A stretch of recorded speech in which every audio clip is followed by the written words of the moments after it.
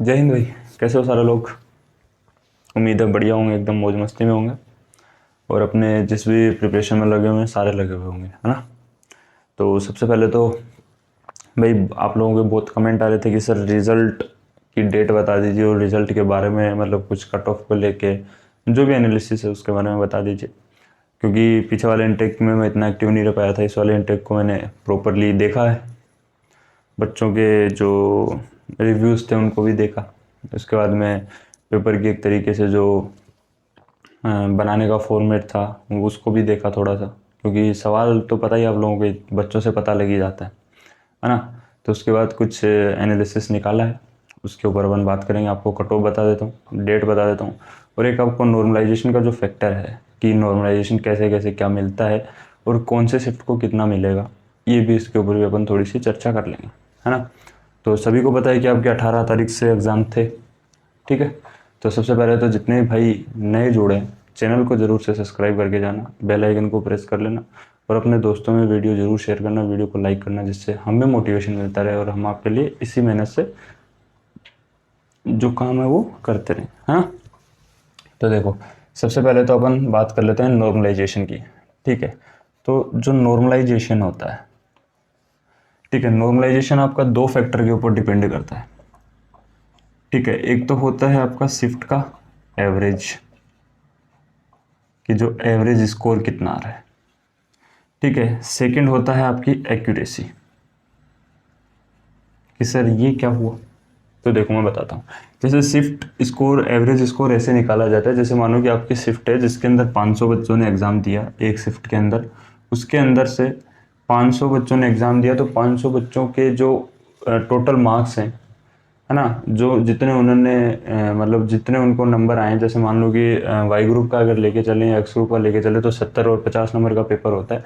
तो 70 में से बच्चों के कितने नंबर आ रहे हैं, एक एवरेज स्कोर मिलेगा कि कितना आ रहा है, और 50 में से बच्चों का कितना आ रहा है, ठीक है। तो ये आता है आपका एवरेज स्कोर।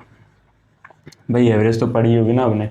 अब ये जिस भी शिफ्ट का जितना कम होगा, जितना कम होगा नॉर्मलाइजेशन उतनी ही ज़्यादा मिलेगी उस शिफ्ट को, ठीक है। बेसिक सा रूल ये होता है इसका, ठीक है। मैं फार्मूला वगैरह नहीं बताऊंगा आपको, क्योंकि वो सब बहकाने की बातें होती हैं, फार्मूले के हिसाब से करती भी नहीं है एयरफोर्स, ठीक है। एयरफोर्स क्या एसएससी भी नहीं करती है फार्मूले के अकॉर्डिंग, तो ठीक है। अगर फार्मूले के अकॉर्डिंग करे तो नॉर्मलाइजेशन का जो पैटर्न है वो बिल्कुल डिफरेंट हो जाएगा, लेकिन उसके अकॉर्डिंग करती नहीं है, ठीक है। सेकंड आता है एक्यूरेसी के ऊपर, कि एक्यूरेसी का क्या फैक्टर मैटर करता है। जैसे कि मानो कि हर शिफ्ट के अंदर 3 से 4 सवाल ऐसे डाले जाते हैं जो एक तरीके से हार्ड होते हैं, ठीक है, जिनको अपन ये बोल सकते हैं कि हार्ड सवाल थे, है ना। अब जब उनको मॉडरेट से ऊपर होते हैं, मतलब एकदम ये भी नहीं बोल सकते कि हॉट सी थे, लेकिन मॉडरेट से ऊपर लेवल के होते हैं, जिससे कि ये होता है कि हाँ भाई ये सवाल बच्चा गलत कर सकता है, ठीक है। लेकिन एक्यूरेसी में क्या देखा जाएगा, अगर आपके 3 से 4 सवाल गलत हो रहे हैं, यानी आपके हो रहे हैं गलत, तब तो कोई दिक्कत नहीं है, आपकी एक्यूरेसी का इतना ज़्यादा इफेक्ट नहीं पड़ेगा। लेकिन इससे ज़्यादा अगर गलत हो रहे हैं आपके, तो फिर जो आपकी है एक्यूरेसी जो है वो डाउन आ जाएगी आपकी, ठीक है। क्या आ जाएगी आपकी एक्यूरेसी डाउन आ जाएगी। तो इस चीज़ का भी मैटर आपके ऊपर पड़ेगा, तो इसी हिसाब से जो है आप लोगों का पड़ेगा एक्यूरेसी का फैक्टर। अब बात करेंगे कौन सी शिफ्ट कितना हार्ड थी। तो देखो, आपको मैं सबसे हर एक शिफ्ट का निकाल पाना थोड़ा सा मुश्किल था, हालांकि निकाल तो लिया है, लेकिन यहाँ पे बताना थोड़ा सा मुश्किल रहेगा। लेकिन मैं आपको एक तो जो सबसे हार्ड शिफ्ट आई है वो बता देता हूँ, और एक जो आसान वाली शिफ्ट, मतलब जिस शिफ्ट के अंदर कम नॉर्मलाइजेशन मिलेगा वो बता देता हूँ, ठीक है। तो जैसा कि आप लोगों को पता है कि 18 तारीख को आपका एग्ज़ाम था, है ना। अब जो आपकी फर्स्ट शिफ्ट रही, उन बच्चों को जाहिर सी बात है अच्छा नॉर्मलाइजेशन मिलेगा, ठीक है। शिफ्ट वन, शिफ्ट फर्स्ट वालों को, मतलब ये नहीं है कि सबसे ज़्यादा इन्हीं को मिल रहा है, लेकिन इनको नॉर्मलाइजेशन ठीक मिलेगा। अब ऐसा मैं क्यों बोल रहा हूँ, क्योंकि इन बच्चों को कुछ पता नहीं होता है, कि पता क्या नहीं होता है, इनको ये नहीं पता होता कि पेपर के अंदर कहाँ से कैसे सवाल पूछे जा रहे हैं, ठीक है। हालांकि इनका पेपर जो है वो मॉडरेट लेवल का था, उसमें कोई वो शक वाली बात नहीं है। इनके अंदर भी अगर मैं एक्स ग्रुप की बात करूँ तो फिजिक्स जो है वो एकदम लो लेवल थी, मैथ्स जो है वो थोड़ी सी कैलकुलेटिव थी, इंग्लिश तो आपको पता ही है एकदम लो लेवल आ रही है। रागा के अंदर भी बात करें तो थोड़ी सी मैथ्स को लेकर, मैथ्स एंड जो रीजनिंग थी वो थोड़ी सी कैलकुलेटिव थी, बाकी नॉर्मल था, कोई दिक्कत नहीं थी उसमें। और मैथ और रीजनिंग के भी 4-5 सवाल ही ऐसे थे जो कैलकुलेटिव थे, ठीक है। तो इस वजह से इनका तो थोड़ा सा उस वजह से इनको नॉर्मलाइजेशन मिलेगा, ठीक है। सेकंड बात करें कि हार्ड जो शिफ्ट थी वो रही अकॉर्डिंग टू मी आपकी 18 की दूसरी, और आपकी एक 20 तारीख की शिफ्ट रही थी।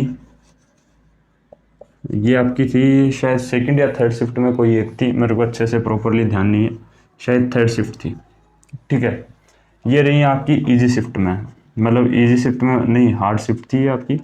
तो इनको जो है नॉर्मलाइजेशन ज़्यादा मिलेगा इन कंपेयर टू अदर्स, ठीक है। ये तो हो गई अपनी नॉर्मलाइजेशन की बात, है ना। अब इन शिफ्ट वालों को ज़्यादा मिलेगा।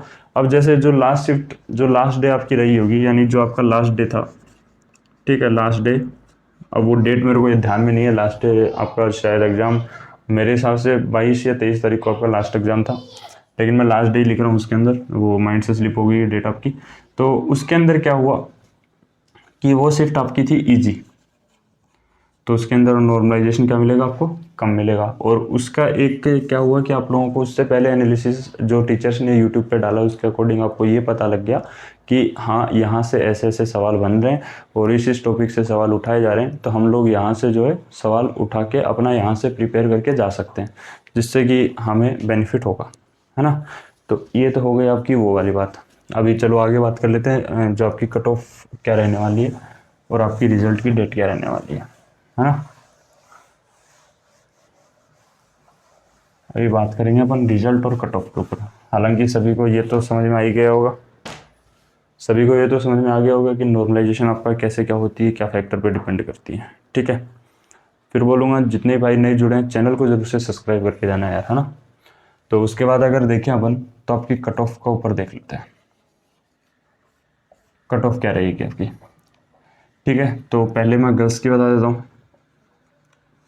तो गर्ल्स की एक्स ग्रुप की वही सेम रहेगी 22 नंबर, नो चेंज, क्योंकि एक्स ग्रुप के बच्चे ज़्यादा लेने हैं, जाहिर सी बात है, ठीक है। अगर मैं वाई ग्रुप की बात करूँ गर्ल्स की, तो वाई ग्रुप की कट ऑफ जो है वो 27 से 29 के बीच में आपकी वेरी करेगी। 27 से 29 नंबर आपकी वेरी करने वाली है वाई ग्रुप की कट ऑफ। एक्स ग्रुप की कट ऑफ 22 नंबर रहेगी, इससे ज़्यादा नहीं रहनी, क्योंकि देखा जा रहा है कि पिछले 2-3 इंटेक से एयरफोर्स जो है मिनिमम कट ऑफ जो है निकाल रहा है आपकी 22 नंबर के आसपास। सेक्शनल कट ऑफ बता दूँ तो एक्स सॉरी इसमें, हाँ, एक्स की आपकी वही रहेगी 22 नंबर, है ना। अब इसके अंदर आपकी जो सेक्शनल कट ऑफ बता दूँ, इंग्लिश की 8 नंबर रहने वाली है, फिजिक्स की वही आपकी 7 नंबर रहेगी, 7 या 8 हो सकती है, और जो मैथ्स की है आपकी वो भी आपकी 7 या 8 हो सकती है, ठीक है। ये रहेगी कि सर उसके बाद तो मैं बता रहा ना मिनिमम कट ऑफ है। जैसे अगर मान लो ये भी आपकी 7 हो सकती है, इंग्लिश की भी कोई बड़ी बात नहीं है, हाँ। तो 7-21 होते हैं और 8-24 होते हैं, तो किसी को भी एक को कम कर देंगे, हो सकता है ये तो 8 ही रखें और ये आपकी 7-7 कर दें, ठीक है। इसका आपको पता है इंग्लिश की तो सेम रहनी है, बाकी रागा की 15 नंबर भी हो जाती है और 14 भी कर देते हैं, वो उनके ऊपर डिपेंडेंट होता है, ठीक है। अभी बात कर लेते हैं अपन बॉयज़ की, कि बॉयज़ के एक्स ग्रुप की कट ऑफ। तो देखो ये पेपर के अकॉर्डिंग तो कट ऑफ ये नहीं होनी चाहिए, पेपर के अकॉर्डिंग तो जो कट ऑफ है वो लगभग 25 से 26 नंबर होनी चाहिए, लेकिन एयरफोर्स जिस पैटर्न को फॉलो कर रहा है ना पिछले 2 से 3 इनटेक के अंदर, उसके हिसाब से इसको 22 नंबर ही रखना ठीक रहेगा, ठीक है, इसलिए बता रहा हूँ। बाकी हम मेरे अकॉर्डिंग अगर आप मानो तो ये कट ऑफ बढ़ेगी, लेकिन एयरफोर्स के अकॉर्डिंग अपन नहीं बढ़ा सकते ना इस चीज़ को, अपने अकॉर्डिंग बढ़ाने से क्या होता है। लेकिन एयरफोर्स हर बार 22 नंबर रख रहा है, इस बार तो पिछली बार से पेपर हार्ड आया, पिछली बार पेपर ईजी था, तो इस बार भी 22 नंबर रखी, तो इस बार भी जाहिर सी बात है 22 नंबर ही रखेंगे वो, ठीक है। बाद में वो अपनी कट ऑफ को इंक्रीज कर लेंगे, क्योंकि एक तो नंबर ऑफ स्टूडेंट्स जो हैं वो कंटिन्यूसली इतने नहीं इंक्रीज हो रहे हैं कि एयरफोर्स अपनी कट ऑफ को 32-33 नंबर लेके जाए, है ना। 1 से 1.25 लाख 1.5 लाख बच्चे फॉर्म अप्लाई करते हैं, 2 लाख बच्चे फॉर्म अप्लाई करते हैं, मान लो आप, तो 1.5 लाख बच्चे एग्ज़ाम देते हैं, तो उसके अंदर बाद में उनको भी कुछ फिजिकल आउट हो जाते हैं, कुछ मेडिकल आउट हो जाते हैं, तो इस वजह से कट ऑफ इतनी रखनी पड़ेगी। बॉयज़ की बात करूँ तो बॉयज़ की भी वही 22 रह सकती है या 23 रह सकती है, इससे ज़्यादा नहीं जानी बॉयज़ की भी, ठीक है। वाई ग्रुप की बात करें तो वाई ग्रुप पिछली बार से थोड़ा सा paper in compare to last time थोड़ा सा एक लेवल अप था, सिर्फ एक स्टेप अप था, बाकी कुछ नहीं था। और वो अब भी सिर्फ आप लोगों को इसलिए लग रहा है क्योंकि आप लोगों को मैंने कितनी बार बोला है कि कैलकुलेशन के ऊपर ध्यान दो, धीरे धीरे जो एयरफोर्स है वो एसएससी पैटर्न को अपने एग्ज़ाम के अंदर इम्प्लीमेंट कर रहा है, चीज़ों को थोड़ा कैलकुलेटिव बना रहा है, तो आप लोग उसको इम्प्लीमेंट करो, लेकिन आप लोग सुनते नहीं उस चीज़ को। ठीक है, तो वाई ग्रुप की कट ऑफ आपकी जो है वो रहने वाली है 32 से लेके 33, या फिर आप ये 31 मान लो। 31 से 33 के आसपास में आपको ये कट ऑफ देखने को मिलेगी। ठीक है, अब ये हो गई आपकी, इसकी भी सेक्शनल कट ऑफ वही रहेगी। इंग्लिश की तो 8 नंबर ही रहनी है, फिजिक्स की 7 या 8 हो जाएगी, मैथ्स की जो है वो 7 या 8 हो जाएगी। इसके अंदर जो है रागा की 14 या 15 रख देंगे, वो जो भी उनको रखनी होगी। ठीक है, तो इसके अंदर एक सेकेंड, लाइटिंग चली गई है। ठीक है, तो इसके अंदर वही है 14 या 15 नंबर रख देंगे, है ना। थोड़ा सा लाइट चली गई है जिसके वजह से आपको प्रॉब्लम होगी। रुको मैं थोड़ा सा कर्टन्स को हटाने की ट्राई करता हूँ, अगर हो जाए थोड़ा बहुत बेनिफिट तो, है ना। उम्मीद है बेनिफिट हो गया होगा, अभी भी हो रहा होगा, है ना। तो ठीक है ना। तो ये तो देखो लाइट अचानक चली गई, जिसका किसी को कोई विश्वास नहीं था, है ना। तो रागा की तो आपको पता ही है कि इतने नंबर रख सकते हैं, 14 से 15 नंबर रखनी है इनको। इसके अंदर भी जो रागा की है वो 14 से 15 नंबर रखेंगे। ठीक है, अब बात करें अपन रिजल्ट डेट की, कि आपका जो रिजल्ट डेट है वो क्या रहने वाली है। रिजल्ट डेट सबसे मस्ट है, अभी भी आपको पता है। तो आपकी जो रिजल्ट डेट है, रिजल्ट डेट ये क्या रहने वाली है, सबसे बड़ा फैक्टर तो यही डिपेंड है कि आपकी रिजल्ट डेट क्या रहेगी। तो रिजल्ट डेट देखो, अगर 3 या 4 इनटेक पहले जाएँ एयरफोर्स के, तो उस टाइम पे आपका रिजल्ट जो है वो 20 या 21वें दिन आ जाता था, कभी 15वें दिन आ जाता, कभी 17वें दिन आ जाता था। लेकिन अभी कंटिन्यूसली अगर देखा जाए तो पिछले 3 इनटेक से, जब से एक्स ग्रुप की कट ऑफ 22 नंबर रहने लगी है, तो आपका जो है वो 23 या 24 दिन लेने लग गए, है ना। कई बार 25 भी ले लेते हैं, है ना। तो इसलिए जो आपका रिजल्ट डेट है, जो रिजल्ट आपका, वो रिजल्ट आने की पूरी पूरी पॉसिबिलिटीज़ हैं कि आपको रिजल्ट 13 या 14 को देखने को मिलेगा। 13 से 15 लिख लो आप तो बेटर रहेगा। 13 से 15, अभी अप्रैल चल रहा है ना, अप्रैल को आपको देखने को मिलेगा। ठीक है, इससे पहले नहीं आना, 13 या 15 को ही आना। 13 से लेकर 15, मतलब 13 को भी आ सकता है, हो सकता है 14 को भी आ जाए और 15 को भी आ जाए। इन 3 डेट्स के अंदर आपका जो है रिजल्ट आएगा। ठीक है, अब कोई कुछ भी बोले उससे अपने को लेना देना नहीं है, ये आपकी रिजल्ट की डेट है। ठीक है, बाकी आपके कितना क्या स्कोर बन रहा है, कुछ आपको ऐसा लगा हो कि मैंने कुछ गलत बताया, तो ज़रूर से कमेंट सेक्शन में बताना।